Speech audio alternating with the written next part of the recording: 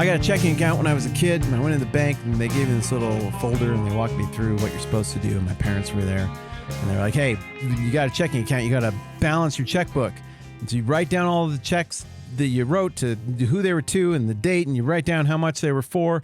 And then at the end of the month, you're going to get a little statement. You need to go through it and make sure everything adds up. And the amount of money that we say you have is the amount of money that you say you have, and you got to stay on top of that. And I was like, oh, that's important. I'll do that.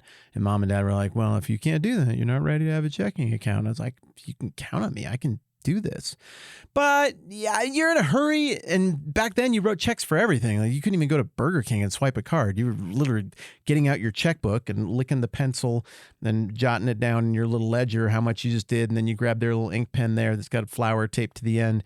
You write a check for like $3.09 for a Whopper and some fries. That's really how life was. Sometimes you just miss things. You get to the end of the month and you so badly want everything to add up and you're off by like 3 cents. And you're looking there and it's like, that purchase there at Wendy's was $4.11. But doesn't that second one look like maybe it could also be a 4?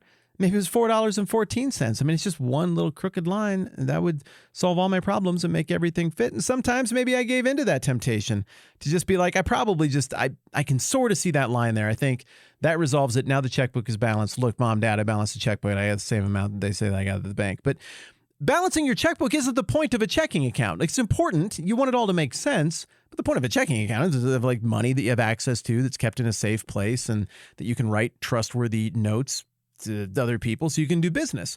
Likewise, the point of the Bible is that God made things fell apart. God demonstrated his awesomeness by staying in instead of bailing on it and redeeming the whole thing.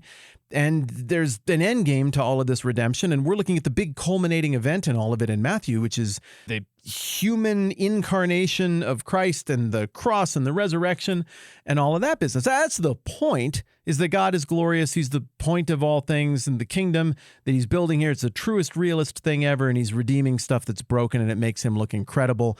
And it's a really, really good deal for people who get swept up in that process of redemption. I mean, awesome.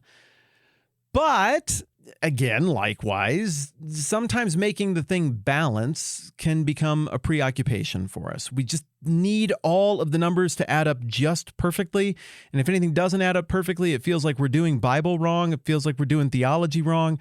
And so I think there can be a little bit of a panic. And I think sometimes when we run into some of the harder questions in the Bible, even the best of us can get to a place where we're looking at that $4.11 to Wendy's. We're looking at that one little theological detail, and it really does look like it's $4.11. But if it were $4.14, it like solves everything. Everything just clicks into place. And so I think sometimes, without any intention to be dishonest or screwy, we can fall in love with the patterns and the process of balancing everything in the Bible to make our system of theology work really neatly.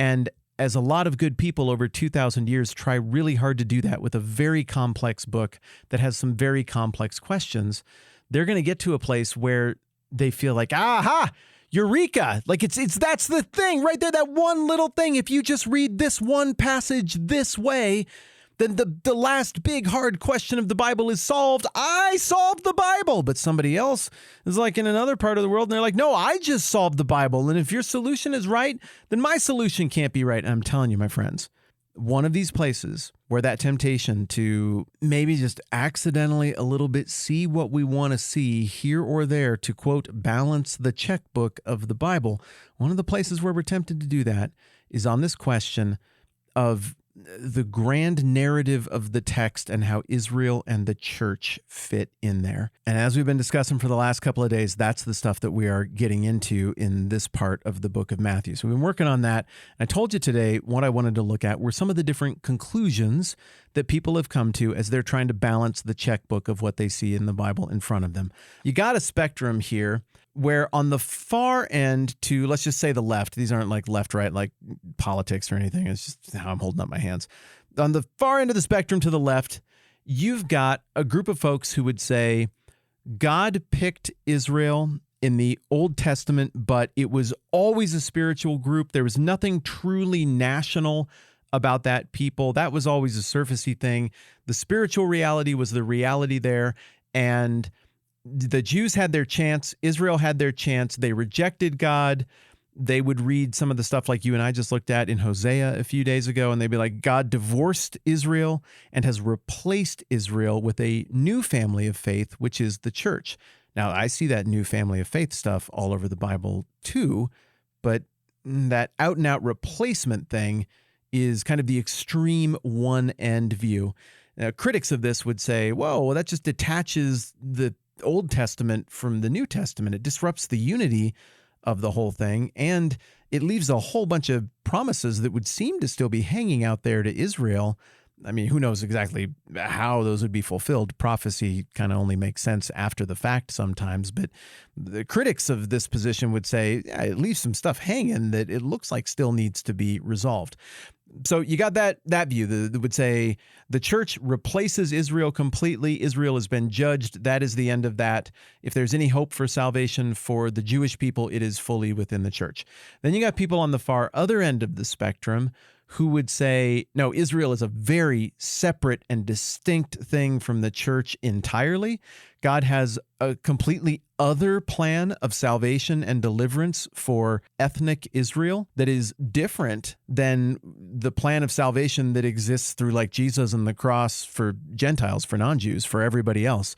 There's some other program that exists here because God does very different things in different times, this crowd would say. Some people on that far end would say that right now the plan for Israel is on pause, but God's not really doing his thing with them. But time will end for the rest of Christianity, for all the people who believe in Jesus. The end of time will happen, and then God will pick things back up with Israel and will round out the promises and everything there. And critics of that position would say, well, yeah, but Jesus is pretty clearly the hinge on everything here. And the text pretty clearly teaches that, Christ is the only way to the Father. And so like having a separate program or a separate deal for the Jewish people, I don't know about that. So if those are the two far ends of the distribution, then in the middle, you've got maybe leaning more toward the left end, that replacement idea. A little closer to that end, you've got the historical Reformed view, covenant theology, I suppose you'd call it. And here the idea is that you got two covenants. One is a covenant of works where you are saved by your absolute perfection of behavior. They would say that covenant is over really, really quickly. It just doesn't take people very long to blow that one. And then everything after that is effectively, no matter how you frame it or package it, or no matter what part of the Bible you're looking at, it's really all the grace of God. And any salvation that happens in there is by Christ, even if people didn't know his name yet because they were around way, way before him. And even if they're doing like the sacrificial thing in the Old Testament or following the law, still, like retroactively, if they're right with God, there's only one way to the Father, and that's through Jesus. And so in light of that, this covenant crowd has a very easy time with it here because they would just say, well, Israel was a faith community under the grand auspices of God's dealings of grace. It's just, the law was around it, but it was still a gracious deal from God. And now that covenant, that grace deal morphed or completed into the deal that people think of as the new covenant, where Jesus and the cross and his resurrection and all of that business is the ultimate sacrifice for sin and resolves everything. So for the covenant theology person, they would say that's a pretty natural progression, a pretty natural morphing toward those ends. And then you've got finally a position that comes in somewhere in the middle-ish. I'm not even sure what to call it. This seems to be a pretty popular view in the early church. It seems to be a pretty popular view over the last several hundred years. I guess the term is premillennialism. Here, the view would just be that Israel is a distinct thing. There is a nation there, and there were promises that were made to the nation, but at its core, Israel was always a spiritual entity too, and it was always God's family of faith, and it was always a family of faith that was supposed to grow. That shows up in the covenant that God made with Abram in the very beginning about you're going to be a blessing to all the nations. And then it does grow, and things get rocky and weird with the nation of Israel and the Jewish people. And yeah, it's really bad in places like Hosea, like we've referenced. But then ultimately, the king comes to the Jewish people, to his own people, and a bunch of them respond. but the leadership rejects him. And so I guess this historical premillennial centrist position would be that the rejection that we're really seeing Jesus talk about here late in the book of Matthew is a rejection of the religious leadership of the time, a rejection of the people who followed that religious leadership, but that there was also very much a remnant, and that what the Old Testament would call the remnant of like the Jewish people who got it and were looking for the Messiah and were faithful to God, that remnant who had eyes to see and ears to hear, well, they're Israel, but they're also the church. And so the promises that God made to Israel in a way are being fulfilled also within the boundaries of the church. And I suppose within historical premillennialism, people might be comfortable saying there could be further additional fulfillments that happen in a more practical sense as well. And I think, I don't know, I at least would say if you hold that position, probably the right attitude is to say it's going to be difficult to see that on the front end, but it might come into focus on the back end. Now, you're going to be tempted to hear that and be like, okay, well, the right position is always the middle one, so we're going to go with the middle one. I don't know. This is a very tricky question. What I do know is that, again, the best of us, because we want everything to fit together so neatly and we want to feel like we have this thing totally in our hip pocket, the best of us might put a crooked line on that 411 check to Wendy's to make it 414 to just make everything balance. It doesn't really, it's not that big a deal. We just want it to work so bad. It's not really lying. It's just sometimes, I don't know, it's just that little subconscious part of you just so badly wants it to fit. And I say that not to accuse people of dishonesty. I say that rather to empathetically acknowledge that people I disagree with are not arriving at the conclusions they arrive at because they're crazy people who just want to ruin the Bible and articulate heresy left and right. They're trying to make sense of the same thing I'm trying to make sense of. And look, this question is hard, my friends. Of all the big Bible questions that exist, this one simultaneously seems the least relevant to most modern Bible readers and also seems to leave the most room for varying positions. Now, what you end up thinking about this is going to affect the way you read the rest of the text, and some of the historical divisions between Christians actually do come back to this kind of thing, which is both a pity and also understandable. At the most basic level, we can say for sure, God made a family of faith through Abraham. Somehow, at least part of that family of faith becomes part of or overlaps with this new family of faith that is not about ethnicity. It accentuates those elements of the old family of faith that really were about the spiritual reality of that group, and says, this is going to be a spiritual kingdom. This is going to be a spiritual family. This is not going to be drawn along ethnic lines anymore. Clearly, that change happens as we get into the New Testament. And clearly, Jesus is rejecting the fruitless, wrong-headed, stubborn, God-obscuring leadership of his time that held their people under sway. There's obviously something special about Israel. There's obviously something heartbreaking that happened that breaks Jesus' heart about what happened with Jerusalem and with Israel. There's obviously a new family of faith and a church.